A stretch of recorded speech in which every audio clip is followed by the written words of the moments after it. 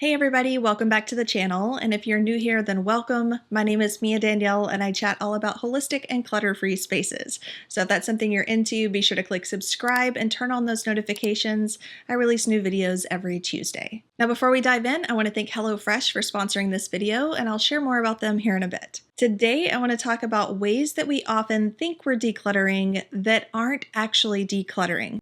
Now, I think that before diving into a subject like this, it can be helpful to have a base level understanding of what clutter is and what decluttering is, because I think we all assume that we know what it is, but I can tell that a lot of times by the comments that I receive or by the concerns that people have about decluttering their space, that there is a little bit of confusion. For example, a lot of people think that in order to live a clutter-free life and to declutter, you're going to have to get rid of all of the things that you love and that you use. To me, that's not what clutter actually is. Clutter is going to be those things that are broken, that you can't get any use out of, so they're just sitting there.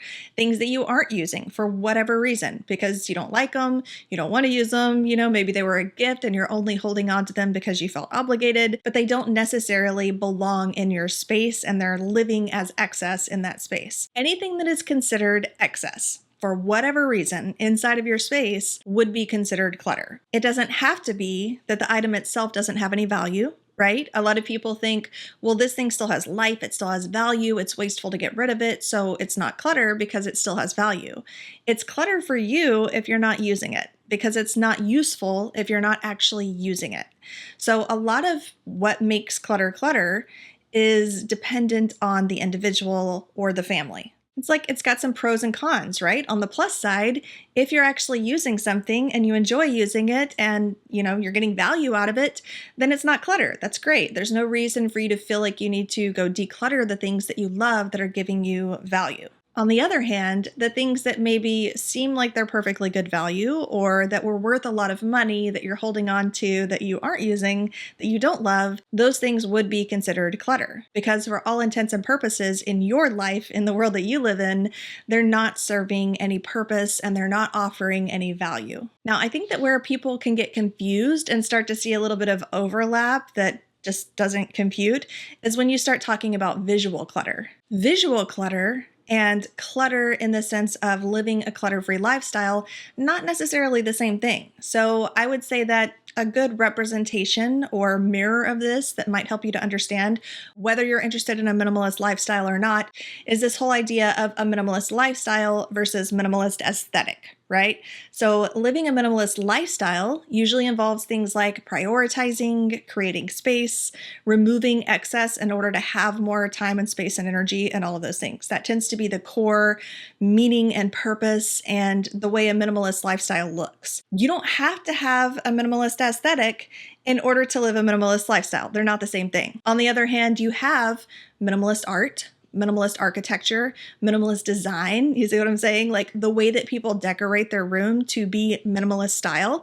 That is not necessarily the same thing as living a minimalist lifestyle. They're two different things. A lot of times they're merged together, and people who live a minimalist lifestyle will just naturally have a more minimalist aesthetic because it kind of goes hand in hand. But by definition or by practice, they're not the same thing. So kind of separate the way you're looking at clutter versus visual clutter in that same way. Take, for example, things that you use on a regular basis that are not clutter, like your jacket, your shoes, your purse, just regular things that you do regularly use and you need, and you wouldn't go out and donate them because they're still providing value to you on a regular basis.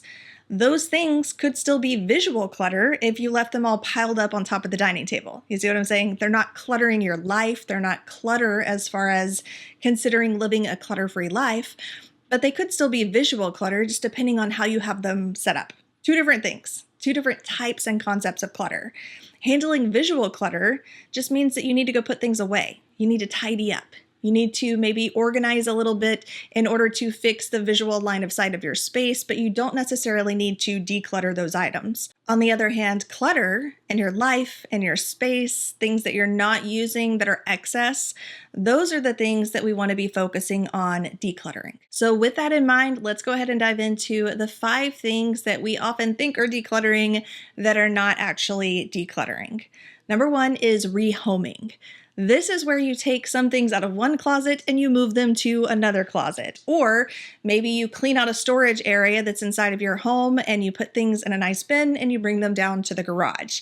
Not decluttering. You're rehoming those items. You still have the items, and if they are clutter, if they are things that are excess that you're not using or that aren't providing value for you, then you haven't really made any progress in rehoming those items to a new location.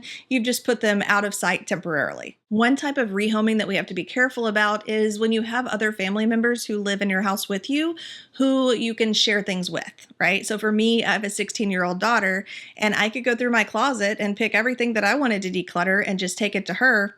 Still not necessarily decluttering. It's still existing in my home. It's just under the ownership of somebody else.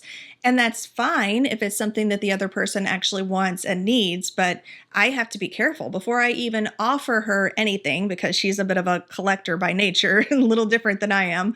I have to be careful about the things that I even offer her. I try to only offer her things that I really could see her wearing and I think that she would actually get use out of. And the rest of the things I don't even pose as a proposition of transferring that ownership, because again, that's not really decluttering. There may be some family members that you live with, maybe a spouse or a sister who maybe lives with you, whatever the situation is, who you don't want to tell them the things that you're decluttering of your own stuff, because you know that they're going to take it all in. It's not really leaving or going very far. It's just being rehomed to a new location under somebody else's ownership. So again, those things not really decluttering, and you might want to give a little extra thought before you propose those things to other people in your household. Number 2 is organizing. A lot of people get cleaning and organizing confused with decluttering, and they're not the same thing. So organizing is what you're going to want to do with maybe the visual clutter that you see sitting on your counter that is not actual clutter. It's not excess, it's things you still want. There is a time and a place for organizing. But when we're talking about excess and removing the things that are extra from our lives and from our space and just creating a more breathable space, organizing that stuff is not the same as getting rid of the stuff. You're not removing it from your home. You're not actually decluttering it when you're just giving it more of a system and maybe labeling it or putting it in an organized fashion. And a lot of times people will tell me this. They'll be like, oh, I decluttered my closet. Look how awesome it looks. And it does look awesome. And, maybe I ask a follow-up question of, oh, did you end up donating these? Or did you have a family member who wanted them? No, I moved them down to the garage, so they're out of sight for now. Or, no, I organized them into these really cute bins. Doesn't that work great? And neither one of those things is actually decluttering. Now, before we get into probably the most insidious type of not decluttering that we often tell ourselves is decluttering, I do want to take a minute to share about our sponsor today, which is HelloFresh. This is not our first rodeo with HelloFresh. We've actually tried their services several times, and we have yet to have a negative experience. They have always sent the freshest food, and probably my favorite thing is that I'm getting new recipe ideas. We're eating things that we're not regularly eating on our weekly rotation, because we can kind of get burned out on having the same meals all the time. Each recipe and pre-portioned ingredients comes straight to your door, and they're all pre-packaged according to the recipe, so it's super simple. You can skip the grocery store and a lot of the prep work that usually comes with cooking meals. I'm not somebody who likes to spend hours in the kitchen cooking and toiling over recipes. That's just not for me. So I really love their quick and easy options like 20-minute meals and easy cleanup recipes, because it just makes the whole process more pleasant for me, and we still get some really great meals out of it in the process. But one of the coolest things that I didn't even realize until this time, and I saw it printed on the side of the box, is that the ingredients travel from the farm to your home in less than 7 days. So these are super fresh ingredients. You don't have to worry about them going bad over the week if you're not able to eat them immediately, which is great for us because we have a lot of plan changes at the last minute. And so we were actually able to enjoy all of the meals that they sent without worrying about the products going bad. You can go to HelloFresh.com and use the code MiaDanielle70 for 70% off plus free shipping. Number 3 is storing. Storing something is not decluttering it, even if it's outside of your house, right? So that's where a lot of people get confused. They feel like they've made a lot of progress because now these items are no longer existing in their home. They're not taking up their space, but instead they're taking up space in some storage facility somewhere that they're having to pay for monthly. All of the clutter is still there. They haven't gone through the hard work of releasing things or letting go of things or, just like creating that freedom of mental space in their life. Instead, they've just tightly held on to all of those belongings and moved them out to a storage shed or to a storage facility. A lot of times we would rather just hold tight to something and pay monthly to have it stored somewhere than go through the process of letting things go, which is a really good and important and cathartic process. It helps us to move forward. It creates space in our lives, not just in our space. So it's not decluttering if you just remove all of your things from your home to a monthly storage facility or to a storage shed out back. And let me tell you, it's not decluttering if you take a whole bunch of boxes of stuff and go store it over at mom's house or at grandma's house. That's just adding clutter or displacing the clutter onto somebody else. It's still clutter. It's still attached to you in some way. And at some point in time in your life, you will have to address those belongings again. But now it's shared clutter. It's also become someone else's clutter. Number 4, swapping, not decluttering. Now, this one can be a little bit tricky because I do talk a lot about decluttering and letting go of the things that aren't functioning properly, that are an eyesore and they kind of bring you down every time you see them. Like those things can bring on emotional frustration, which is like emotional clutter, and it can really add hiccups throughout your day, right? So I do talk about decluttering those things, and there may be some of those things that will need to be replaced. However, if you're just swapping one thing for another thing, like, oh, I have this really nice cashmere sweater and I'm going to get rid of this one so that I can buy this new cashmere sweater. That's not really decluttering. Yeah, you've swapped one sweater for another sweater, but the end result is essentially the same. You still have that same number of sweaters. You know what I'm saying? So in some ways, swapping when it comes to upgrading or increasing the emotional or aesthetic value of your space can be a net positive. And I would consider some of those things decluttering. If you have like the broken Barkin lounger that every time you sit in, it starts to fall apart and you upgrade that to a new chair or a new piece of furniture, I think you did declutter the old chair. You've upgraded your space.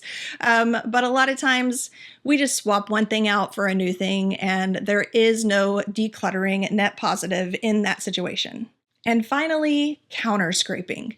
Something that I am definitely familiar with. There are so many members of my family who that was their method of cleaning or is their method of cleaning, and it drives me insane.